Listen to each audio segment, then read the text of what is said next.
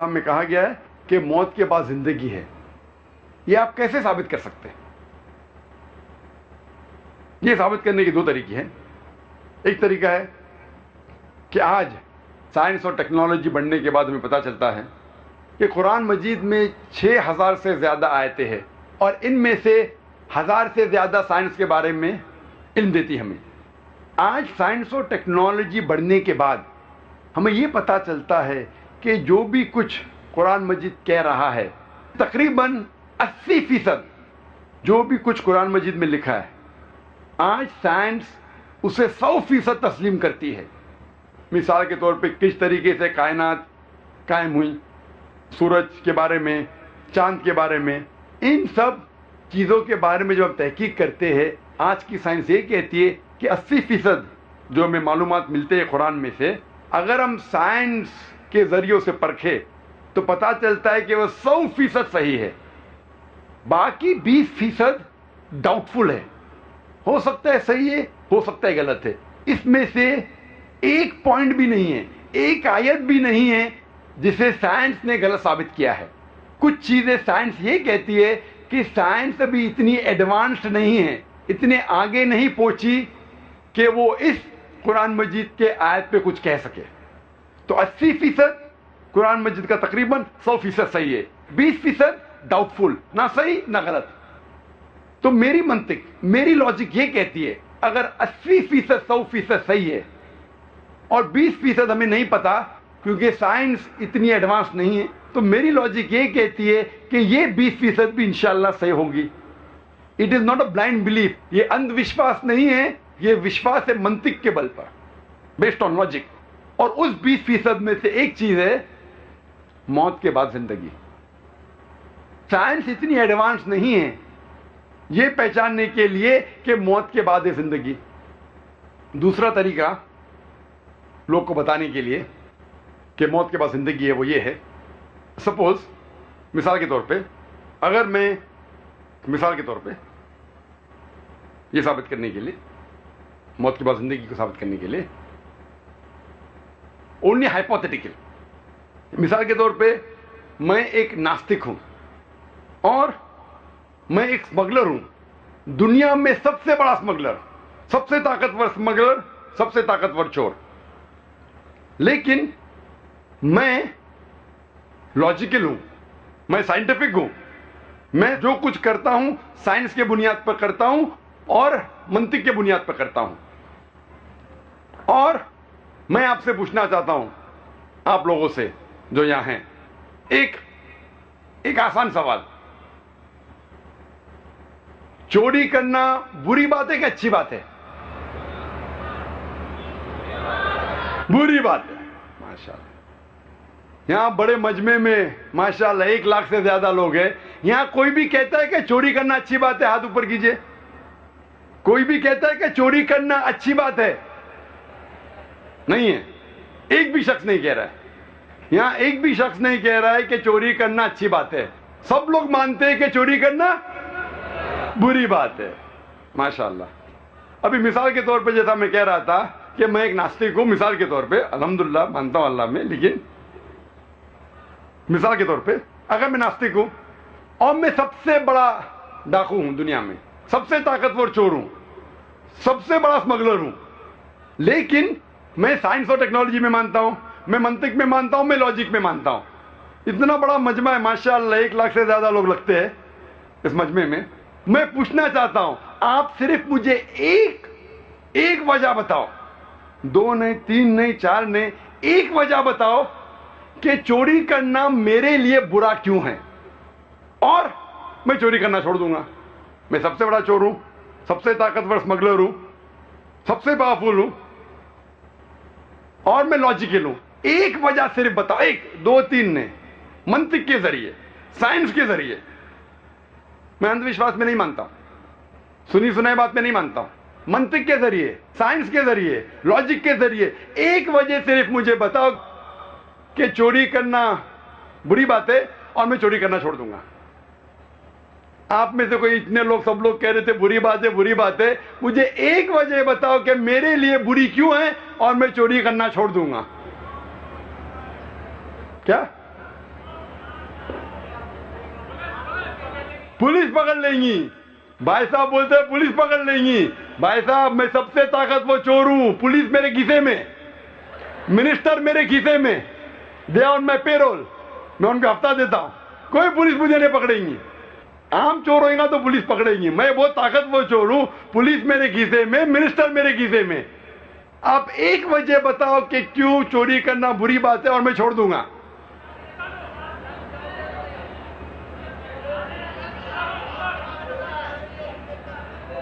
तकलीफ होगी, मैं जिसको चोरी करूंगा उसको तकलीफ होगी, जिससे मैं चोरी करता हूं उसके लिए बुरी बात है, मेरे लिए क्या बुरी बात है?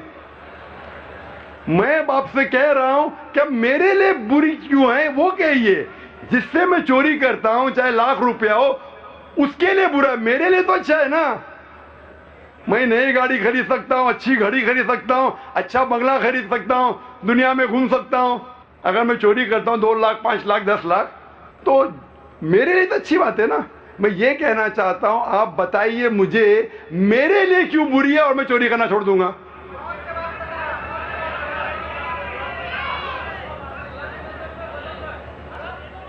हराम की कमाई, या भाई साहब ने बोला हराम की कमाई, ये किधर लिखा है हराम की कमाई? मैंने कहा मंतिक के जरिए बताओ, लॉजिक के जरिए, साइंस के जरिए। मैं साइंस की किताब पढ़ा हूं, किधर भी साइंस की किताब में नहीं लिखा है कि चोरी करना हराम है। आप मुझे एक वजह बताओ कि क्यों गलत है और मैं चोरी करना छोड़ दूंगा।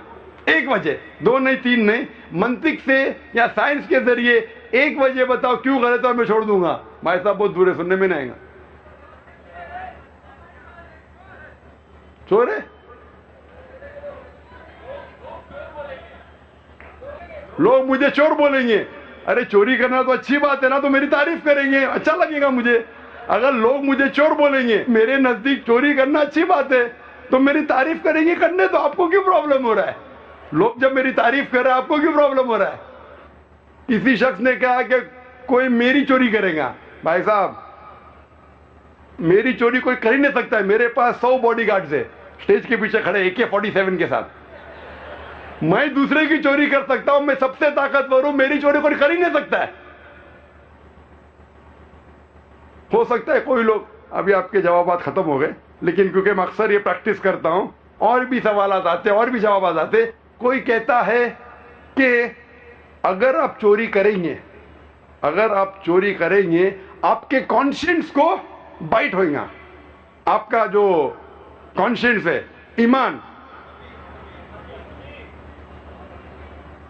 ज़मीर, ज़मीर मेरे दोस्त का नाम भी है, आपका ज़मीर गवारेगा नहीं। मैंने कहा मैं मेरा ज़मीर मबनी है मंतिक पे और साइंस के। मेरा ज़मीर में कोई प्रॉब्लम नहीं होता है, मैं साइंटिफिक आदमी हूं।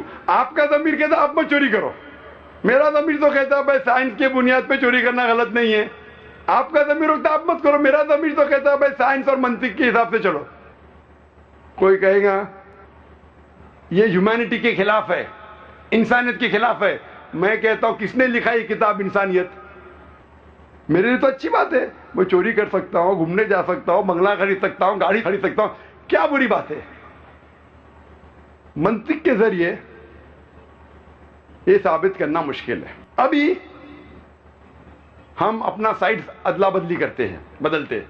आप वो है नास्तिक, मिसाल के तौर पे चोर या बड़े डाकू, और मैं एक मुसलमान हूं, छोटा सा दाई जाकिर।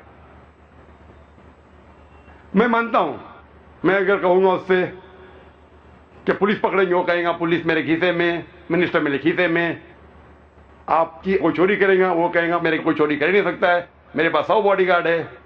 कोई कहेगा अरे वो बेचारे को तकलीफ हो रही है, वो कहेगा उसको तकलीफ होती है होने दो, मुझे तो फायदा है तो मैं चोरी करूंगा। मैं कहूंगा कि आपका ज़मीर नहीं गवारेगा, मेरा ज़मीर तो कहता है मंतिक के हिसाब से चलो।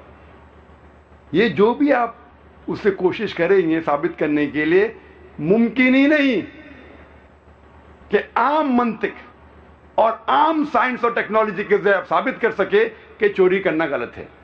लेकिन अगर आप कुरान का सहारा लेंगे, اور سب سے پہلے کانفرنس میں تقریر کیا تھا، از دا قرآن گاڈز ورڈ، کیا قرآن اللہ کا پیغام ہے؟ اور اس میں ثابت کیا ہوں سائنس اور ٹیکنالوجی کے ذریعے اللہ سبحانہ و تعالیٰ کا وجود، اور سائنس کے ذریعے اور قرآن کے ذریعے، قرآن سائنس کے اوپر ہے، قرآن کے ذریعے کیونکہ وہ ڈاکو سائنس میں مانتا ہے، میں قرآن کے ذریعے سائنس کی مدد لیتے ہوئے اس ڈاکو کو یہ ثابت کروں گا کہ اس کائنات کا بنانے والا، اس کا خالق، اس کا مالک، اس کا رب ہے اللہ سبحانہ و تعالیٰ۔ مثال ایک ہی دوں گا، نہیں تو اس کے اندر ہی پوری تقریر ہو جائیں گی۔ میں اس سے پوچھوں گا یہ کائنات وجود میں کیسی آئے، تو وہ جو ڈاکو ہے، چور ہے، کہیں گا کہ بگ بینگ کے ذریعے۔ سائنسدان یہ کہتے ہیں کہ ہماری ساری کائنات ایک گولا تھی، اٹ واز پرائمری نیبولا، ایک دھماکہ ہوا، اس کے ذریعے گیلیکسیز آئے، ستارے، چاند، سورج اور یہ زمین۔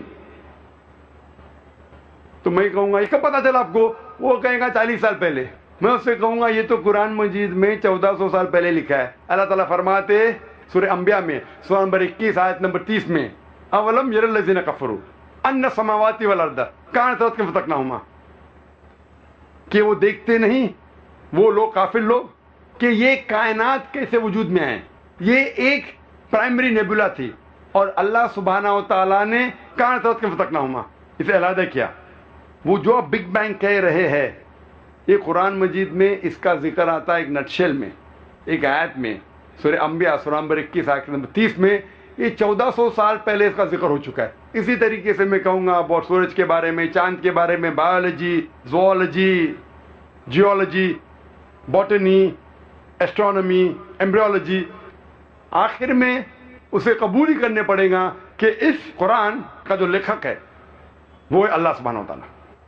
پہلا میں ثابت کروں گا اس چور کو اللہ سبحانہ و تعالیٰ کے بارے میں، اور پھر اسے پتہ لگے گا سب سے طاقتور ہے اللہ سبحانہ و تعالیٰ۔ جب میں ثابت کر لوں گا کہ اللہ سبحانہ و تعالیٰ کا وجود اور سب سے طاقتور اللہ ہے، پھر میں پوچھوں گا اگر کوئی تمہارے ساتھ ناانصافی کرے گا، اگر کوئی تمہارے ساتھ، اگر تمہارے گھر کے خواتین کے ساتھ کوئی غلط کام کرے گا تو آپ انصاف نہیں چاہیں گے؟ وہ کہیں گا بے شک ہم چاہیں گے، ہر انسان چاہیں گا کہ انصاف ہو۔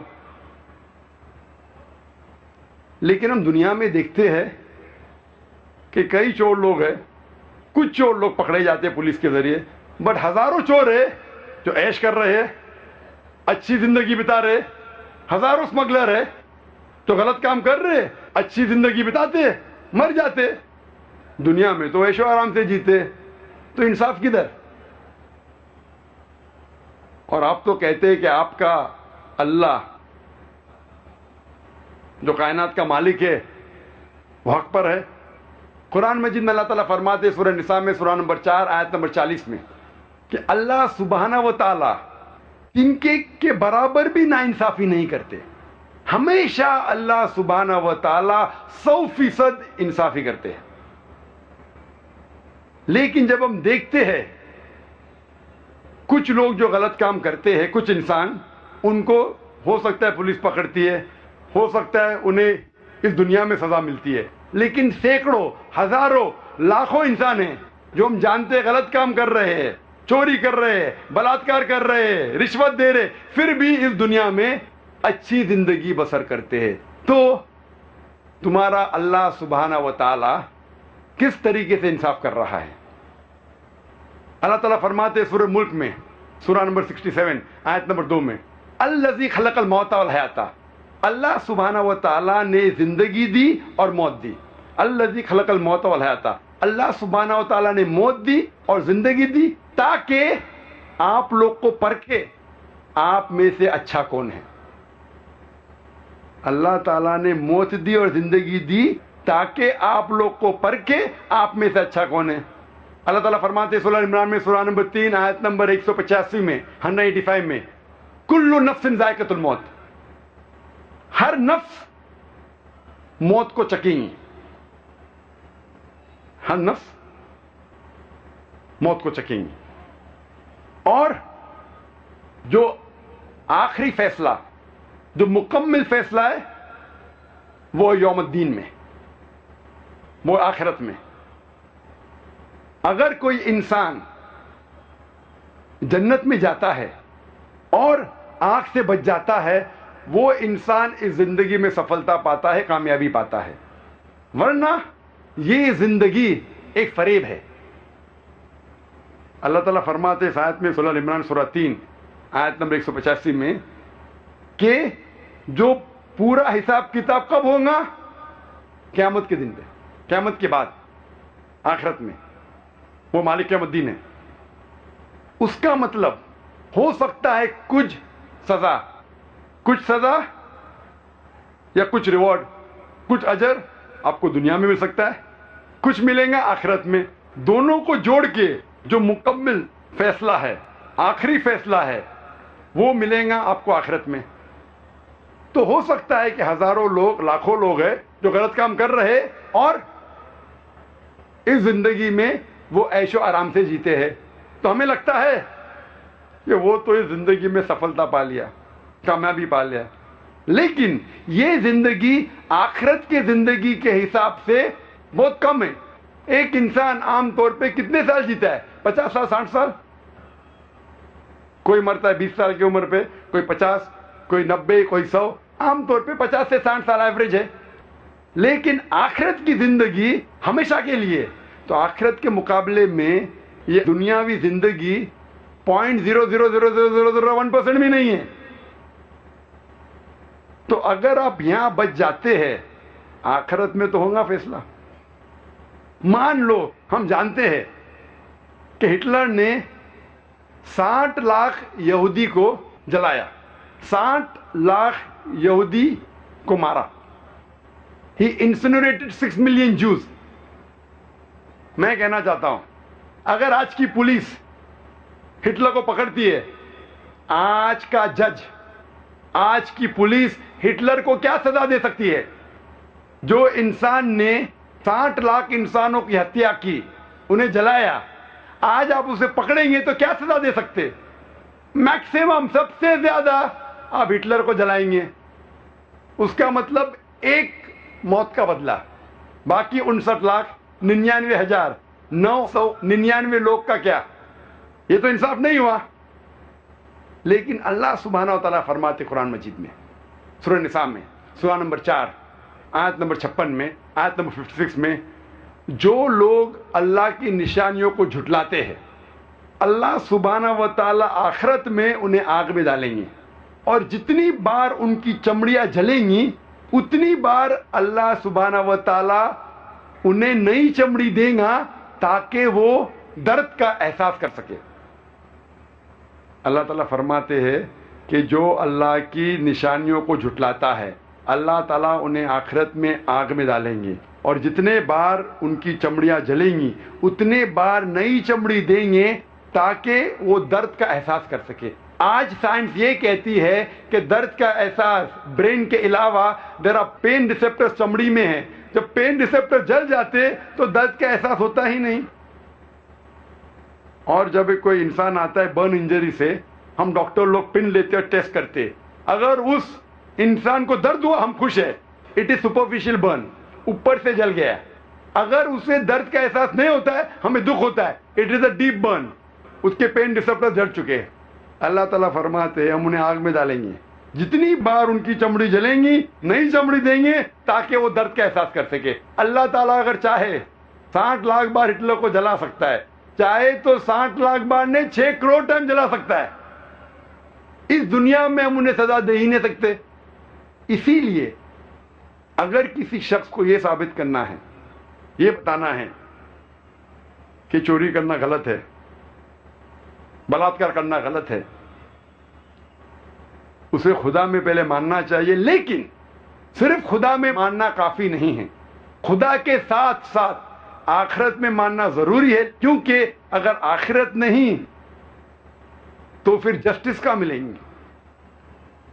خدا میں ماننے کے علاوہ آخرت کی زندگی میں ماننا فرض ہے، کیونکہ صرف آخرت کی زندگی کے ذریعے میں آپ کو بتا سکوں گا کہ چوری کرنا غلط ہے، ڈاکہ ڈالنا غلط ہے، زنا کرنا غلط ہے، بلاತ್ಕಾರ کرنا غلط ہے، کیونکہ اگر آپ یہاں چھوٹ جائیں گے اس موت کے بعد کی زندگی میں آپ نہیں چھوٹیں گے.